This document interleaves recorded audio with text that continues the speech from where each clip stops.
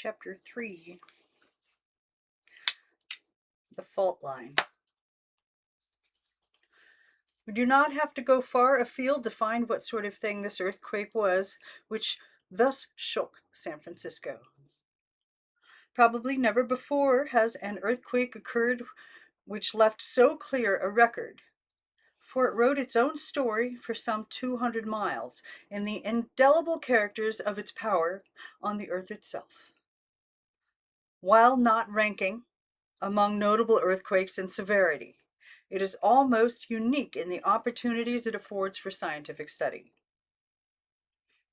Of the cases of earthquakes, nothing certain is known. Of the causes of earthquakes, nothing certain is known. It's a really old book. Coming as they do from the impenetrable depths of the earth, without premonition, they defy study, except through their effects. Some earthquakes seem to be caused by volcanic activity, and others have no apparent connection with volcanoes. These latter, the San Francisco earthquake among them, occur in conjunction with tremendous earth movements along fault lines, indicating a sudden change of position in the rock masses below. It is now generally believed, among scientists, that such shifting is the cause of nearly all earthquakes. Sometimes, as in the Charleston earthquake of 1886, this shifting takes place miles underground and no surface displacement is caused. In other cases, however, the shifting of the rock masses is nearer the surface and is communicated to the soft overlying soil, with the result that a fault line or rift appears, as in California last April. Perhaps homely illustration will explain what the scientists mean by faults and fault lines. Or homely, Homely. If an arch of masonry can be unevenly loaded and then subjected to a severe sudden strain by the fall of an adjacent building or by the earthquake or by an explosion within its walls, its keystone is very likely to move out of position somewhat, sliding along on the adjoining stones. So with the rocky masses forming the Earth's surface.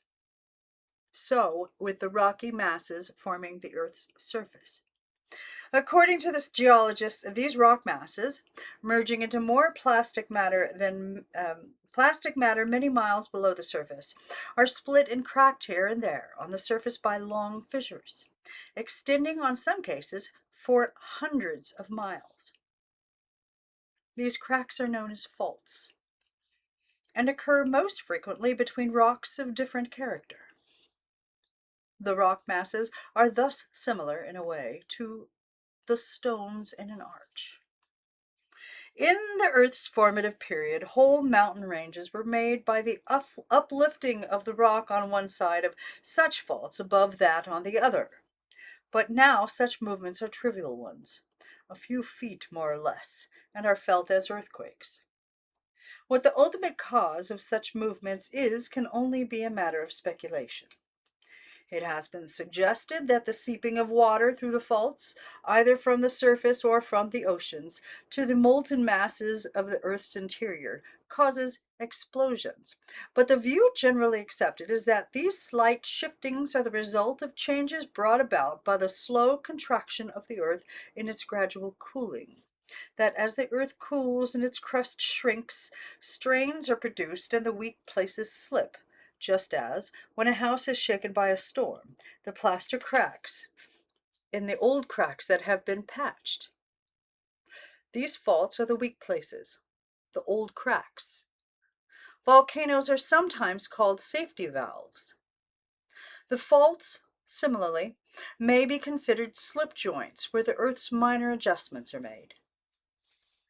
The Pacific coast from Alaska to South America is, geologically speaking, a weak place of this sort. As a result, earthquakes are frequent. Very severe shocks have been experienced in Alaska, Mexico, Central America, Colombia, and Ecuador since 1899. The California coast has had no severe shock between 1868 and 1906. Professor F. Omori, Omori, head of the Department of Seismology of the University of Tokyo, and inventor of the Omori seismograph, is regarded as the greatest living authority on earthquakes. He spent 2 months in California studying the fault, embodying his conclusions and deductions in a report for the Japanese government. As to the causes of earthquakes, he says, "The very ultimate causes of great earthquakes are probably to be traced to the cooling and contracting of the earth, and to some degree the change of the distribution of the matter constituting the land and the ocean bottom. The more immediate cause of such earthquakes is, however, frequently the activity of mountain-making forces which produce fracturing, etc., along an extended zone. Different external agencies which act on the earth, and many of which are periodic, may be regarded as secondary causes of earthquakes. Such a fracturing along an extended zone near San Francisco is known to have occurred in the, licking my fingers, to have occurred in junction with a great earthquake of April 18th, 1906, a fracture extending over a length of 200 miles. From near Salinas on the south to Point Arena on the north, there is a clearly defined fault, which extends over a long-known geological fault line of even greater length, and runs in a direct line just back of San Jose and Stanford University, and through the two reservoir lakes on which the San Francisco stores its water supply. These latter are situated in long, deep, and narrow canyons, which are part of the great cleft or trough along the line of this old fault. On a relief map, this trough shows up very prominently. To the south, it is continued by a number of similar valleys. To the north, across the Golden Gate, it includes Bolinas Bay and Tomales Bay, both long, narrow bodies of water lying directly in line with the long, narrow lakes already mentioned. In the vicinity of Tomales Bay was the zone of greatest disturbance. From the reservoir lakes led the water mains, whose bursting left San Francisco at the mercy of the flames. South of the district affected by the earthquake, the same geological fault continues for at least 200 miles. It parallels the San Benito River to its headwaters and continues in the mountains beyond. Its southern limit is uncertain. Some claim to have traced it through Southern California and across the Colorado Desert to Arizona. It is but one of a number of such faults in California. The long, narrow valleys of the state, paralleling its straight mountain ranges, are, no doubt, largely due to the streams following old fault lines. There are also many minor cracks. These numerous faults indicate that mountain-making forces have been in operation within recent geological times in California, and particularly in the Coast Range. Because of these numerous cracks and fissures, slight earthquakes are frequent. On the other hand, really dangerous shocks are very unlikely, as great strains cannot accumulate in rock masses so badly cracked. At some time, in the dim geological past, a tremendous upheaval raised a mountain mass southwest of San Francisco. The uplift was at least 2,000 feet, perhaps more, at the fracture on the west, along the present coastline. It was rather less on the east. The fracture there was the fault line along which occurred the earthquake of last April. Doubtless many lesser uplifts and shiftings and slidings took place after the first catastrophe, but gradually the sharp edges were worn away and the evidences of violent change were obliterated. In time, watercourses following the rift gouged out the straight, narrow valleys so noticeable on the map. At last, only the geologist could detect the line of the old fracture. Time and the elements had healed all scars. In the south, its rolling foothills were a beautiful pasture land for peaceful herds. To the north, giant redwoods covered it. For some unknown, perhaps unknowable reason, a slip occurred along this fault at about 5:13 a.m. Wednesday, April 18th, 1906. Impelled by a tremendous force, the land to the west of the fault shifted with a sudden, rapid motion toward the north.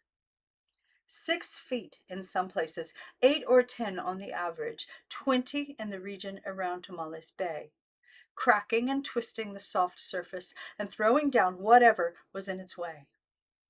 From the line of the fracture, the shock went far and wide. The displacement and readjustment was almost instantaneous, but throughout the fault, the rock masses bordering it swayed and grated and ground on each other as they settled into their new relation. Quick, sharp vibrations went out from it in all directions through the rocks. California shook as a house shakes in a heavy wind. Slower vibrations, heavier, wider, went out across the sands and soft soils of the valleys as waves go out from the pebble thrown on the quiet pond. At new places along the fault and weak places on the other faults, there were new slippings and fractures, and from them new waves of vibrations went out, crossing the others, joining with them, jostling everything about sideways, until all the region was thrown this way and that.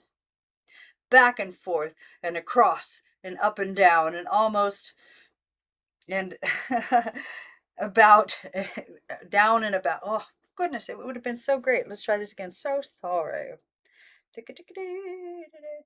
Back and forth, and across, and up and down, and about, and sorry, trying it again. This is going to be right. Okay, hold on.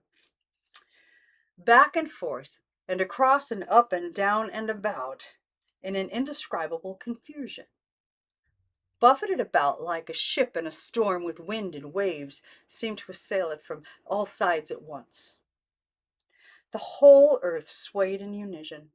Delicate instruments thousands of miles away in Tokyo, Potsdam, Sitka, and Washington recorded the motion. At these faraway observatories, the instruments showed a gentle swaying back and forth, renewed with each new quake, 3 in all. But the record at Oakland shows a complex motion which is a veritable wilderness of crisscrossings. The seesaw, it has been said, was followed by a twister. The complexity of the movements involved in the twister can be realized by attempting to make a marble in a plate traverse such a course as is shown by the earthquake signature, written by the seismograph at the Chabot Observatory. Chabot? It was this twister, with its sudden jerkings and reversing's and spasmodic joltings, that did the damage in the cities near the Great Fault. Along the fault itself, there was a pulling apart and jamming together and destruction of fences, bridges, pipelines, trees, or whatever else happened to be in the way. In the nearby cities, whatever stood high and insecure was unbalanced by the swaying or thrown down by the twister. In passing across the ocean bed from Muscle Rock, 8 miles south of San Francisco, to Bolinas, a point on the mainland across the Golden Gate, the quake gave to San Francisco the severest shaking up it had ever had. Many things seemed to show the tremendous power of the tumbler. Yet while there were striking instances of damage to streets and buildings, such cases were notable rather than many. Apart from the damage to plaster and bric-a-brac and plate glass, show windows, and the throwing down of chimneys, the damage in every case was due to filled ground or poor construction. The houses and streets that had gone down had done so because the ground slid out from under them. And the imposing structures which had collapsed had failed simply because their pretentiousness was all pretense. The City Hall, the Hall of Justice, the Girls' High School, a synagogue, a memorial temple, a fraternal hall. What catalogue of graft! These are the structures most severely injured. South of San Francisco, the fault extends from near the town of Salinas, about 100 miles south, to where it enters the Sea of Mussel Rock, just south of the county line. Between these points, it follows almost as direct a course as if laid out with a straight edge. North of the Golden Gate, it appears at Bolinas Bay, about 20 miles from Mussel Rock, and directly in line with the course of the fault, and continues as far as Point Arena, 90 miles northward, where the line followed by the fault runs out into the ocean, getting further and further away from the coast. In length, this fault greatly exceeds that made by any other earthquake known to science. It is over 3 times as long as that of the Great Japanese Earthquake of 1891. It was across the rolling hills and valleys between Salinas and Mussel Rock. It shows itself as a sharp crack in the earth, along which a slight dropping on the west side is apparent, or as a belt a yard or so in width of loosened and upheaved earth and up-tilted turf. A few yards away on either side are similar cracks of smaller size. Where the fault meets a road or fence or other artificial thing, the shifting of the earth is plainly seen. At Salinas, the shock caused the land on one side of the river, which flows in the general direction of the fault, to slide toward the stream a distance of about 6 feet, thereby reducing to that extent the width of the river bottom. The Salinas Sugar Factory, an immense structure of 5 stories, was on the portion that moved. The tracks of the little railroad on which the beets are run into the works are pulled apart several feet. The building itself, of steel frame construction and well braced, was only slightly injured.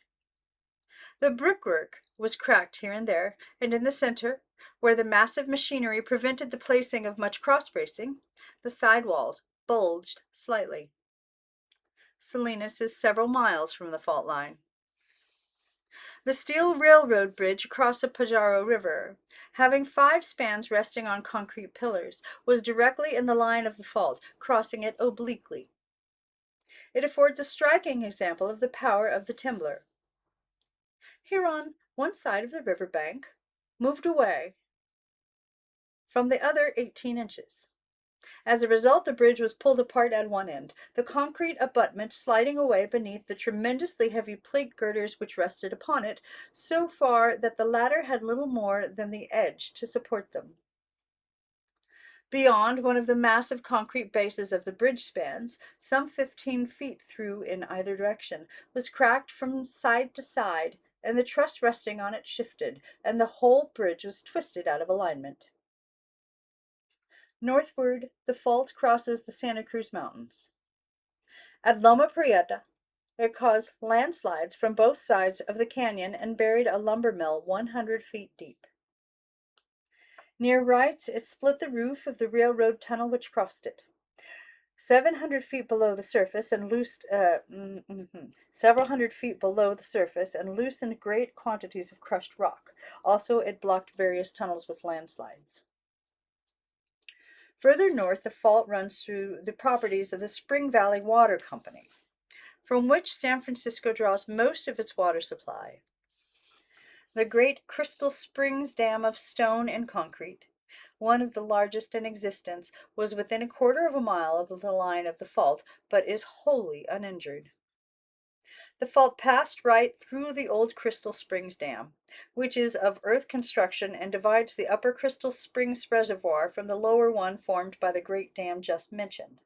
The shock twisted it sharply. At the line, the western portion moving northward 8 feet. A few miles north of Crystal Springs Reservoir is the San Andreas Reservoir, impounded by San Andreas Dam, which was directly on the line of the fault. This dam is artificial at each end, the natural rock of a pinnacle forming a short section between.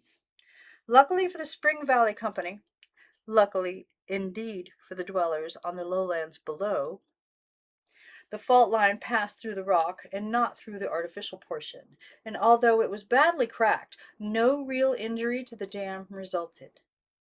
The portion to the west of the fault, however, moved northward 7 feet. No such luck availed, however, in the case of the company's pipelines, which afford striking evidence of the earthquake's power. For some little distance, the Pilarcitos pipeline, 30 inches in diameter, runs almost along the fault, zigzagging across it at various angles.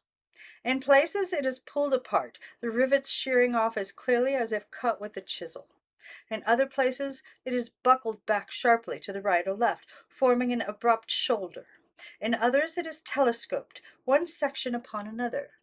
At one place the pipe is as neatly sheared across, diagonally, as a piece of soft rubber tubing would be if cut by a sharp knife. Near the head of the lakes, the pipeline crosses a canyon from side to side, dropping down one hill and ascending the other.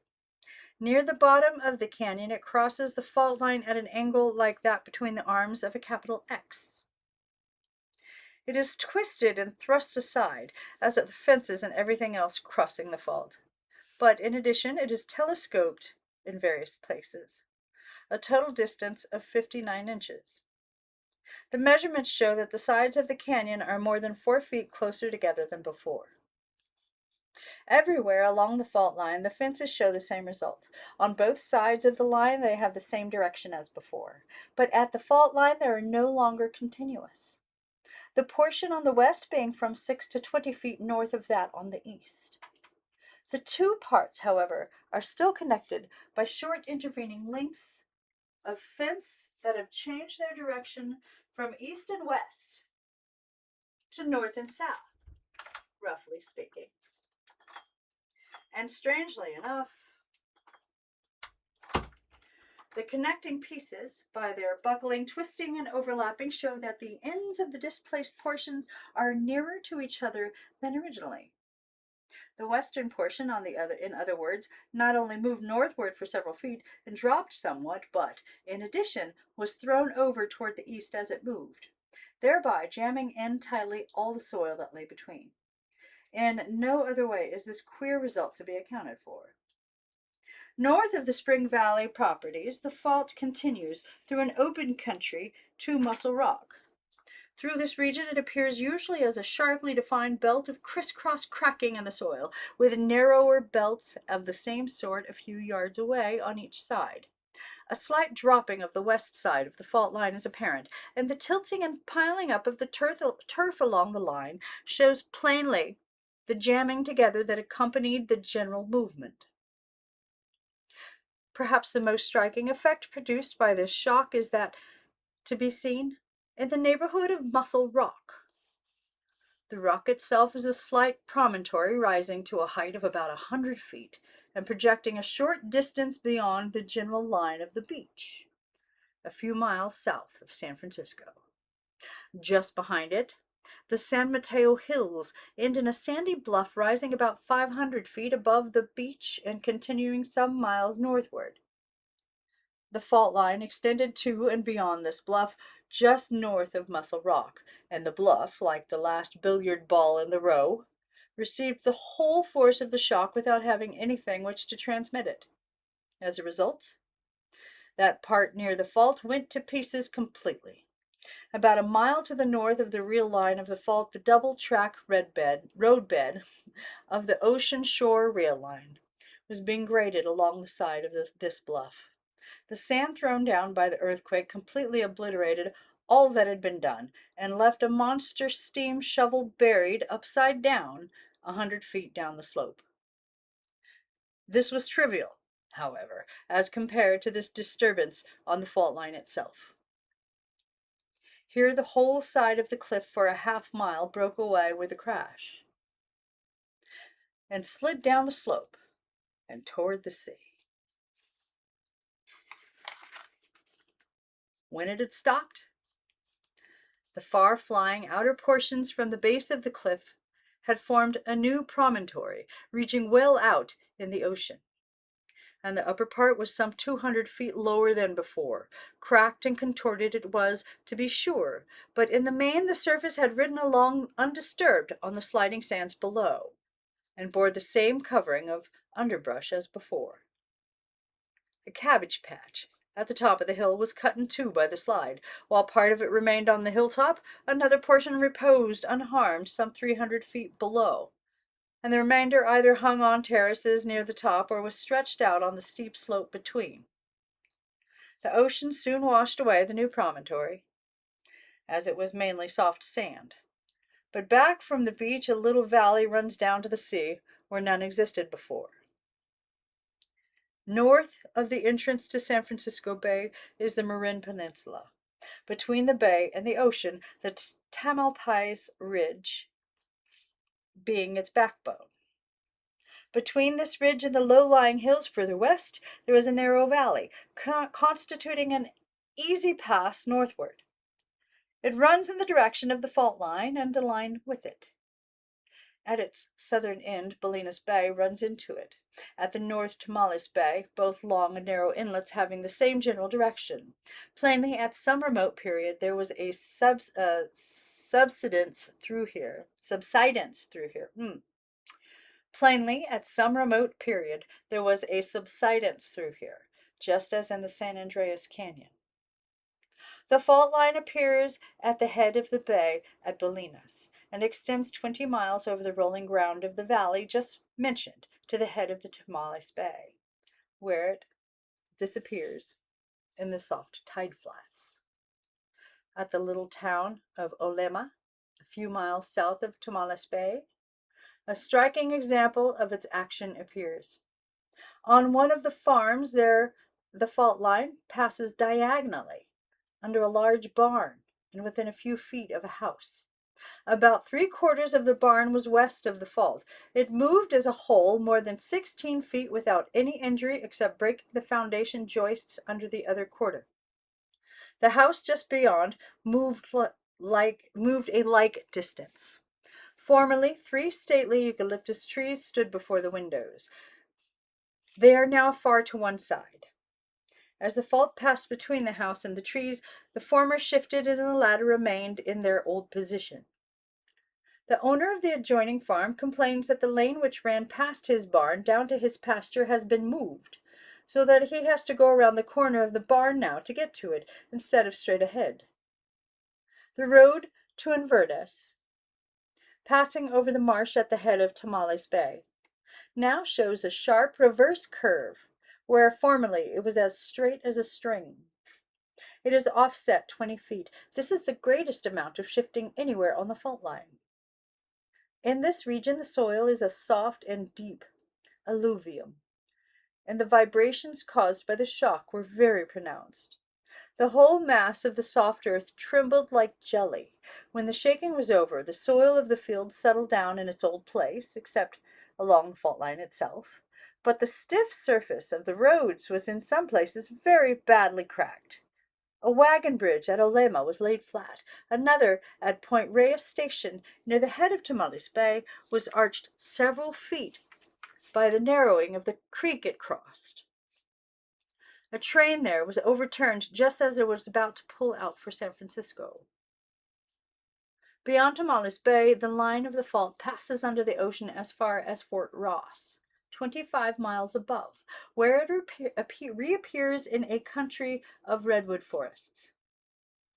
Through these it passes about 40 miles to Point Arena, always in the same direct line. In the redwood forest we find the same manifestations of power as elsewhere. Great trees, 5 and 6 feet in diameter, are thrown down, twisted about by the roots, or split open for as much as 40 feet from the ground. At Point Arena, the fault runs down through the sound to the beach and from the sand to the beach and out into the ocean. How far northward it continues is not known, as its direction takes it farther and farther away from the coast. But serious damage to coast towns as far north as Eureka indicates that the fracture extends northward for many miles. Apart from the actual shifting and displacement of the ground along the line of the fault, the greatest damage seems to have been done several miles away from it. The houses on the Spring Valley properties were not seriously damaged by the shock. The Crystal Springs Dam seems not to have been damaged at all. Come on, come on. Please, join me. Thank you.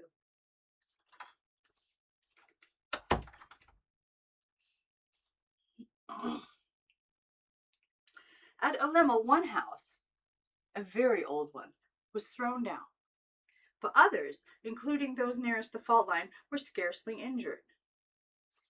The zone of greatest disturbance on the fault line itself extended from Point Reyes, 45 miles northwest of San Francisco, to Point Arena, 55 miles beyond.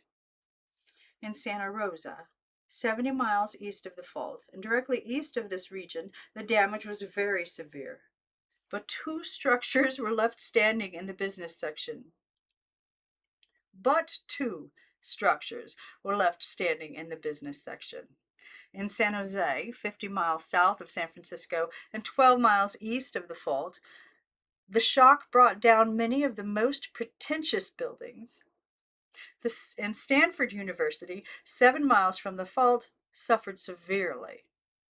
All these places were on the soft, sandy ground of the lowlands. At Santa Rosa, the destruction by the earthquake was almost complete. All the brick and stone buildings, except two, fell, and many of the frame structures did likewise. The tail dome, the tall dome of the court, I'm going to say that's going to say house. The tall dome of the courthouse toppled over on the roof. The National Flour Mills, a long, narrow brick building, was reduced to a pile of bricks, except at one end. The St. Rose Hotel, a 4-story structure, collapsed in such a way that people walking about on its flat roof were scarcely above those on the street. To a great extent, probably, poor construction can be blamed for the damage suffered in Santa Rosa, particularly the use of mortar mixed with river sand and with lime instead of cement. Santa Rosa, like San Francisco, suffered a devastating fire after the earthquake. Proportionately, its loss of life and property were even heavier. In San Jose, the damage by the earthquake was not as general as at Santa Rosa, although a number of important buildings were severely damaged. In some places, structures careened sideways, and in others, parts of brick and stone walls fell. The Hall of Records, a beautiful and impressive granite-walled structure, was bulged out on all sides so that the walls had to be rebuilt.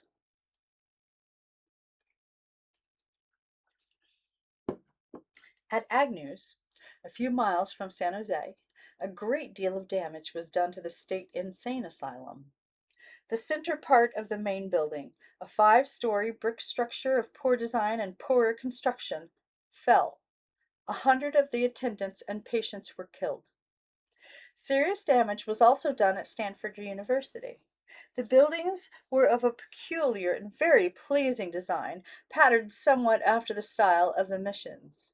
For the most part, they were of 1 story, with a wide colonnade. The material in the general was brick, with sandstone facing. Some of the buildings were of 2, even 3 stories.